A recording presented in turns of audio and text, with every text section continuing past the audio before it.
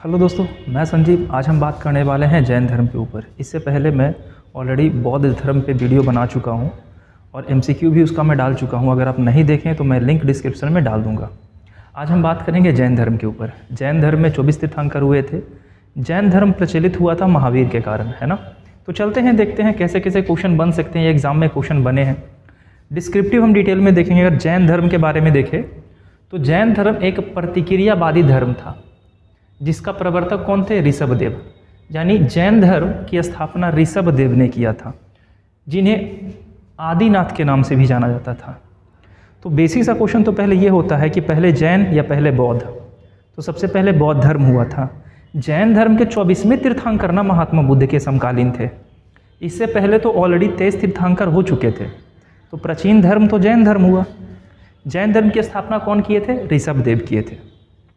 अब एक क्वेश्चन अक्सर पूछा गया है कि ऋषभदेव और अरिष्टनेमी जो जैन धर्म के 2 तीर्थंकर हैं, उनकी जानकारी मिलती है ऋग्वेद में। वेद के बारे में पढ़ रखे होंगे। वेद 4 हैं: ऋग्वेद, सामवेद, यजुर्वेद और अथर्ववेद। ऋग्वेद हमारा पुराना है। ऋग्वेद से अच्छे अच्छे क्वेश्चन आ जाते हैं। ऋग्वेद के किस मंडल में गायत्री मंत्र का उल्लेख किया गया है? दूसरे से 7वें मंडल को क्या कहते हैं? वंश मंडल किसे कहते हैं, है ना। बाद में कौन सा मंडल जोड़ा गया था? तो ये सारे क्वेश्चन ऋग्वेद से आते हैं। मैं ऑलरेडी वेद भी कवर कर चुका हूँ, उसका लिंक भी मैं डिस्क्रिप्शन में डाल दूंगा। अगर बात करें जैन धर्म, तो जैन धर्म में 24 तीर्थंकर हुए थे। पहले तीर्थंकर हुए थे ऋषभदेव, जिन्होंने जैन धर्म की स्थापना की थी, और 24वें तीर्थंकर थे महावीर स्वामी। इसके पहले पार्श्वनाथ के बारे में भी थोड़ा सा जानना है। पार्श्वनाथ 23वें तीर्थंकर थे। इनको निर्वाण की प्राप्ति संवेद शिखर पर प्राप्त हुआ था, यानी वर्तमान झारखंड में ये स्थित है। और इसी के कारण संवेद शिखर आज पारसनाथ पहाड़ी के नाम से जाना जाता है। इसके बाद ये वीडियो में हम डिटेल में बात करने वाले हैं महावीर स्वामी के बारे में।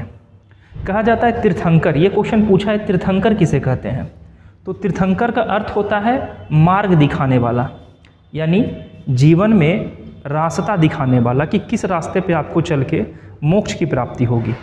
यहाँ पे हमारे कौन हैं? तो ये हमारे हैं पार्श्वनाथ। पार्श्वनाथ के नीचे ये बैल का चिन्ह बना हुआ है, देख रहे हैं ना। तो आपको पता है 24 तीर्थंकर का सबका अपना अपना चिन्ह था।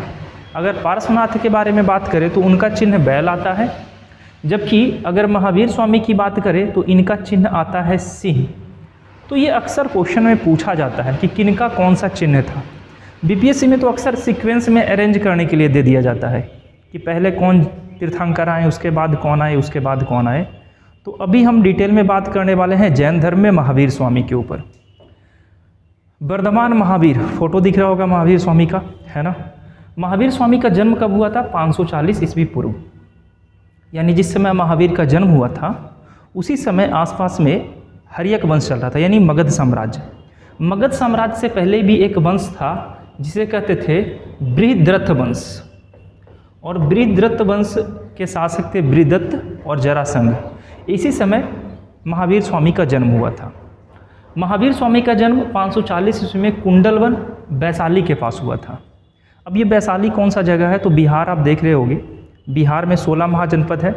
16 महाजनपद में से 3 महाजनपद बिहार में है ना। एक हमारा मगध, दूसरा वैशाली और तीसरा अंग। तो वैशाली महाजनपद वज्जी की राजधानी थी वैशाली, और यहीं पर महावीर स्वामी का जन्म हुआ था।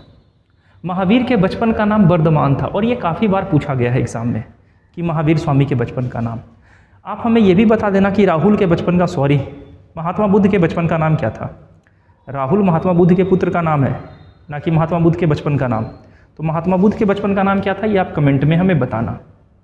महावीर जात्रिक क्षत्रिय थे।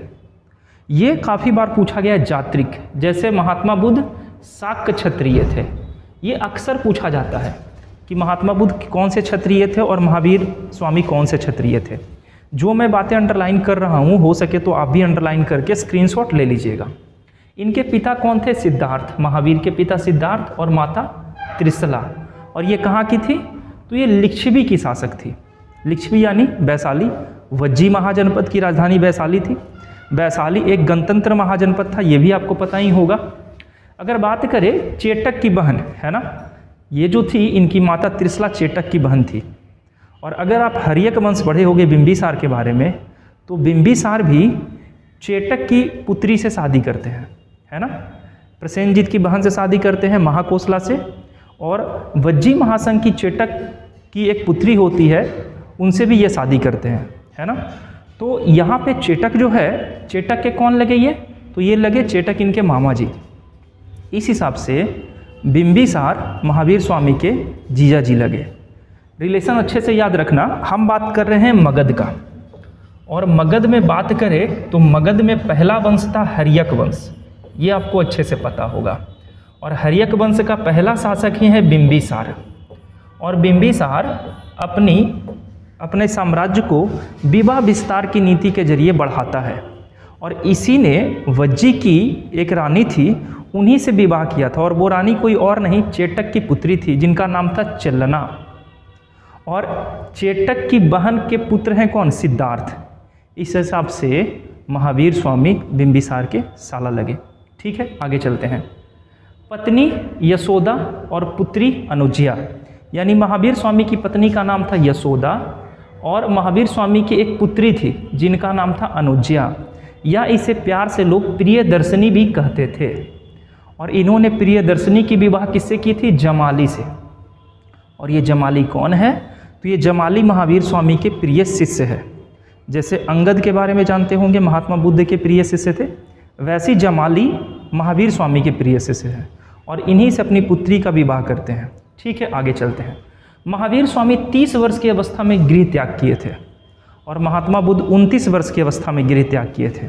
बातें रिलेट करते चलेंगे ताकि आपको बौद्ध धर्म भी एक बार रिकॉल होता चले। महावीर स्वामी 30 वर्ष की अवस्था में अपने बड़े भाई नंदीवर्धन से आज्ञा लेकर गृह त्याग किए थे, जबकि महात्मा बुद्ध बिना बताए 29 वर्ष की अवस्था में अपने घोड़े कंथक और सारथी चन्ना के साथ चले गए थे, है ना। आगे चलते हैं। 12 वर्ष की कठोर तपस्या के बाद यानी 42 वर्ष की अवस्था में जराम्भिका नामक गांव के पास ऋजुपालिका नदी के तट पर साल वृक्ष के नीचे महावीर स्वामी को कैवल्य यानी ज्ञान की प्राप्ति हुई। महात्मा बुद्ध के बारे में भी जानते होंगे। महात्मा बुद्ध को ज्ञान की प्राप्ति बोध गया में, है ना, निरंजना नदी के किनारे, जिसे वर्तमान में फल्गु नदी कहते हैं, पीपल वृक्ष के नीचे हुआ था, है ना, बैसाख पूर्णिमा के दिन। उसी तरीके से वर्धमान महावीर का ज्ञान की प्राप्ति कहाँ हुई है, ऋजुपालिका नदी साल वृक्ष। वो नदी था पुनपुन, जिसे फल्गु भी कहते हैं, ये नदी है ऋजुपालिका। वो वृक्ष था पीपल, महात्मा बुद्ध को जहाँ ज्ञान की प्राप्ति हुई थी, ये वृक्ष है साल, है ना। तो ये बातें रिलेट करते चलिएगा। इसके बाद महावीर स्वामी जिन कहलाए या विजेता। महावीर से पहले कुल 23 तीर्थंकर हुए, आपको ये पता है, अर्थात महावीर सहित जैन धर्म में कुल 24 तीर्थंकर हुए। यानी महावीर को ज्ञान की प्राप्ति कहाँ हुई, महावीर के बचपन का नाम क्या था, माता पिता का नाम क्या था। अक्सर ये छोटे छोटे क्वेश्चन एग्जाम में आपको देखने के लिए मिल जाएगा। महावीर के अन्य नाम क्या है, जिन, अहर्थ, निगर्थ, कैवलिन और नाथपुत्र भी इन्हें कहा जाता है। महावीर का निधन 72 वर्ष की अवस्था में होता है, जबकि महात्मा बुद्ध का निधन 80 वर्ष की अवस्था में होता है। महावीर स्वामी 30 वर्ष की अवस्था में घर छोड़े थे, महात्मा बुद्ध 29 वर्ष की अवस्था में घर छोड़े थे। महावीर स्वामी को ज्ञान प्राप्ति करने में 12 वर्ष का समय लग गया था, महात्मा बुद्ध को ज्ञान प्राप्ति करने में मात्र 6 वर्ष का समय लगा था। तो ये छोटी छोटी बातें रिलेट करते चलिएगा। 468 ईस्वी पूर्व पावापुरी मतलब मैं वर्तमान में जहाँ खड़ा हूँ इससे 12 किलोमीटर डिस्टेंस है। पावापुरी में मल्ल के शासक सुषुप्तपाल के राज्य में हुआ था। यानी इनका जन्म बिहार में ही होता है, वैशाली के क्षेत्र में, उत्तर बिहार, और बिहार में ही ये मर जाते हैं राजगीर के क्षेत्र में, यानी दक्षिण बिहार। तो ये छोटे से डिस्क्रिप्शन था महावीर स्वामी से रिलेटेड, जन्म और मृत्यु तक महावीर स्वामी का। अब जैन धर्म में कौन कौन से क्वेश्चन एग्जाम में पूछे जाते हैं, तो जैन धर्म के सिद्धांत देखते हैं। सिद्धांत में कहा जाता है 5 महाव्रत। जैन धर्म में 5 व्रत था। कौन कौन व्रत था, अहिंसा यानी हिंसा नहीं करना, सत्य यानी झूठ नहीं बोलना, आस्ते मतलब चोरी नहीं करना, अपरिग्रह मतलब संपत्ति अर्जित नहीं करना, और ब्रह्मचर्य यानी इंद्रिय निग्रह कर अर्थात ब्रह्मचर्य का पालन करना, है ना। तो ये सारी बातें हैं जो बौद्ध धर्म से रिलेटेड है। कितनी बातें थी, तो 5 बातें। 5 में से ये 4 अक्सर कहीं ना कहीं मिल जाता है ना। ये 4 कौन जोड़े थे जैन धर्म में, तो पार्श्वनाथ। 23वें तीर्थंकर जो थे ये 4 महाव्रत को जैन धर्म में शामिल किए थे। 5वां महाव्रत जो है ब्रह्मचर्य ये महावीर स्वामी जैन धर्म में शामिल किए हैं। तो इससे अक्सर पूछा जाता है कि महाव्रत की संख्या जैन धर्म में कितनी है? 5। पहले 4 महाव्रत को कौन शामिल किया था? पार्श्वनाथ। 5वें महाव्रत को कौन शामिल किया था? ब्रह्मचर्य को महावीर स्वामी। आस्ते का अर्थ क्या होता है ये पूछा गया है। तो आस्ते मतलब होता है चोरी नहीं करना। यहाँ पे है भी, पहले 4 महाव्रत का प्रतिपादन पार्श्वनाथ यानी तेस्मिर तीर्थंकर और 5वें महाव्रत का महावीर स्वामी ने इसे शामिल किया था जैन धर्म में। अनुव्रत क्या होता है? तो अनुव्रत उस चीज़ को कहते हैं गृहस्थ आश्रम में ही रहते ही जैन धर्म का पालन करना। इसमें क्या होता है कि जैन धर्म, ये जो लोग हैं जो गृहस्थ आश्रम में रहते हैं परिवार के साथ, उनके लिए नियम थोड़े कठोर कम होते हैं, जबकि जो ब्रह्मचर्य का पालन करते हैं उनका नियम थोड़ा ज़्यादा कठोर है ना। ब्रह्मचर्य मतलब गृहस्थ मतलब अनुव्रत मतलब गृहस्थ जीवन में रहने वाले जैनियों के लिए महाव्रत का कठोर कम थी, इसलिए इन्हें अनुव्रत कहा गया है। आगे चलते हैं, थोड़ी सी बातें और कर लेते हैं। त्रिरत्न के बारे में पूछता है ना। जैसे बौद्ध धर्म में त्रिटक आप जानते होंगे, बौद्ध धर्म अगर पढ़े हो तो वहाँ पे मिला हुआ त्रिपिटक। त्रिपिटक मतलब सुत पिटक है ना, इसके बाद विनय पिटक आपको मिला था और इसके बाद अभिधम्म पिटक आपको मिलेगा। ये आप सारे पढ़ चुके होंगे अगर बौद्ध धर्म पढ़े होंगे तो। इसके लेखक आनंद थे, इसके लेखक उपाली थे और इसके लेखक मोगलीपुत्र तिस्य थे, है ना। तो जिस तरीके से जैन धर्म में त्रिरत्न है उसी तरीके से बौद्ध धर्म में त्रिपिटक है। जैन धर्म में भी त्रिरत्न है, बुद्ध धम्म और संघ, ये जैन धर्म का त्रिरत्न है, याद रखिएगा। त्रिरत्न जैन बौद्ध धर्म में भी है। इसमें कौन कौन है? एक है बुद्ध, दूसरा है धम्म और तीसरा है संघ। तो कभी पूछे त्रिपिटक के बारे में। जैन धर्म और बौद्ध धर्म अक्सर रिलेट करता है एक दूसरे को आपस में, और दोनों थे भी एक समय में। महावीर स्वामी का जन्म जहाँ 540 BC में हुआ है, महात्मा बुद्ध का जन्म 563 BC में हुआ है। तो बताओ तो, दोनों तो साथ ही में है ना। महात्मा बुद्ध महावीर से 23 वर्ष उम्र में बड़े हैं, है ना। महात्मा महावीर स्वामी जहाँ 72 वर्ष की अवस्था में अपना प्राण त्यागते हैं, ये 80 वर्ष की अवस्था में प्राण त्यागते हैं। दोनों बिंबिसार के समय में थे, बिंबिसार राजा था, है ना। तो ये अक्सर क्वेश्चन पूछा जाता है कि जैन धर्म और बौद्ध धर्म यानी महावीर स्वामी और महात्मा बुद्ध दोनों किस राजा के समकालीन थे? तो बिंबिसार के समकालीन थे, है ना, मगध के राजा हर्यक वंश का संस्थापक। सम्यक दर्शन, सम्यक ज्ञान और सम्यक आचरण, ये त्रिरत्न है जैन धर्म का। जबकि बौद्ध धर्म का त्रिरत्न क्या है? बुद्ध, धम्म और संघ। बौद्ध धर्म में त्रिपिटक भी था, विनय पिटक, सुत पिटक और आनंद पिटक, अभिधम्म पिटक, निराहार। और एक जैन धर्म में एक परंपरा है सल्लेखना विधि। यहाँ पे आप देख रहे हैं सल्लेखना, आप देख रहे होंगे।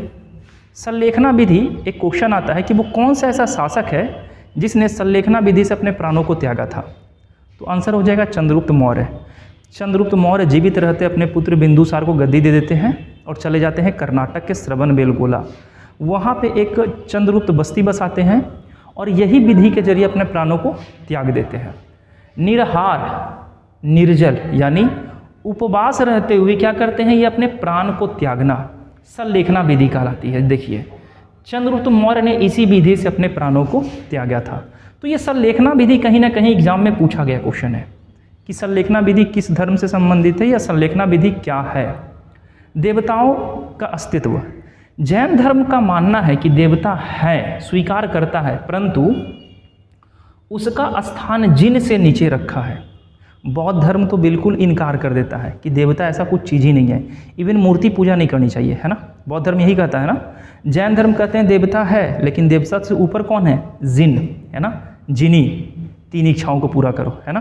तो ये बातें थोड़ी सी डिफर हो जाती है। वर्ण व्यवस्था, वर्ण मतलब होता है जाति व्यवस्था। महावीर के अनुसार पूर्व जन्म में अर्जित पुण्य या पाप के अनुसार किसी का जन्म उच्च या निम्न कुल में होता है। अब यहाँ पे एक छोटी सा कंट्राडिक्शन है। ये जो जाति वर्ण व्यवस्था है ये तो इंसानों ने तय किया था। वेद जब लिखा जा रहा था तो वेद में ही वेद में ही वर्ण व्यवस्था का वर्णन किया गया है 10वें मंडल में, ऋग्वेद के 10वें मंडल में। कौन कौन है? 4 वर्ण, तो ब्राह्मण, क्षत्रिय, वैश्य और शूद्र। तो ये तो ऋग्वेद के समय ना बांटा गया वर्ण व्यवस्था में। इससे पहले अगर आप सिंधु घाटी सभ्यता पढ़े होंगे तो सिंधु घाटी में आप लोग देखे होंगे कि सिंधु घाटी में जो वर्ण व्यवस्था था वो कर्म के अनुसार था, और वर्तमान में जो वर्ण व्यवस्था है वो जन्म के आधार पर है। तो आप हमें एक बात बताओ कि वर्ण व्यवस्था जन्म के आधार पर होनी चाहिए या कर्म के आधार पर?